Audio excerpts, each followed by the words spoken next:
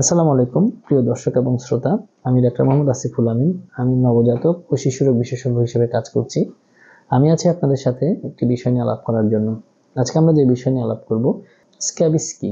Scabies হচ্ছে একটি পরজীবীবাহিত mites দ্বারা আক্রান্ত একটি স্কিনের সমস্যা। কেন হয়?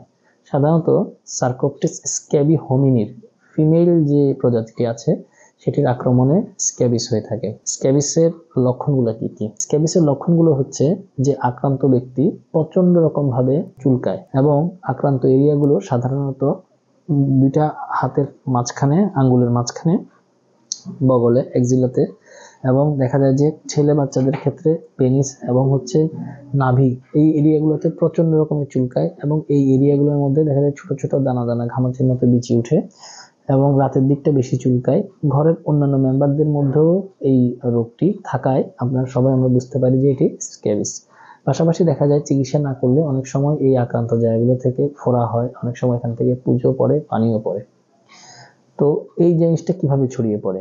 স্ক্যাবিস সাধারণত আক্রান্ত ব্যক্তির সংস্পর্শে যদি একজন সুস্থ ব্যক্তি আসে তখন দেখা যায় যে স্ক্যাবিসটি ছড়িয়ে পড়ে। পাশাপাশি আক্রান্ত ব্যক্তির যদি কোনো কাপড় অথবা দেখা যায় বিছনার চাদর অথবা বালিশের কাভার অথবা তার ব্যবহার্য গামছা, তৈলা, এগুলো যদি আরেকজন সুস্থ ব্যক্তি ব্যবহার করে সেক্ষেত্রেও তার মধ্যে স্ক্যাবিসটি ছড়িয়ে পড়ে। স্ক্যাবিস নির্ণয় করার জন্য আমরা সাধারণত স্ক্যাবিসের যে লেশন অথবা যেই জায়গায় আক্রমণ হয়েছে সেই জায়গাটা দেখলে আমরা বুঝতে পারি।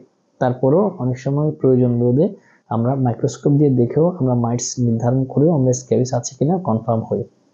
স্ক্যাবিসের চিকিৎসা কি? স্ক্যাবিসের চিকিৎসা হচ্ছে আমরা প্রথমত আক্রান্ত ব্যক্তি থেকে দূরত্ব মেনটেন করার জন্য বলি।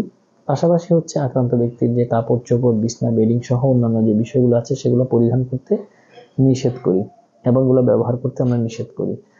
আমরা সাধারণত চুলকানির জন্য অ্যান্টিহিস্টামিন কোনো ওষুধ দিয়ে থাকি এবং স্ক্যাবিসিডাল যে ওষুধগুলো বাজারে খুব কমনলি যেগুলো পাওয়া যায়, স্ক্যাবেক্স অথবা লরিক্স প্লাস অথবা এলিমেট প্লাস অথবা ইউনিক্সি, এই লোশনগুলো আমরা নিয়মমাফিকভাবে দিতে বলি এবং অন্তত 10 থেকে 12 ঘন্টা স্ক্যাবিসিডাল যে ওষুধগুলো, লোশনগুলো যেন গায়ে লেগে থাকে সেই জিনিসগুলো অবশ্যই মেনটেন করতে হবে।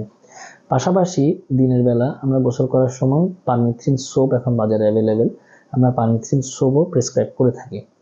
পাশাপাশি মেনটেন করতে হবে আপনার যে সকল আক্রান্ত ব্যক্তি আছে তাদের কাছ থেকে দূরত্ব এবং বাচ্চাকে তাক বলে না দেওয়া।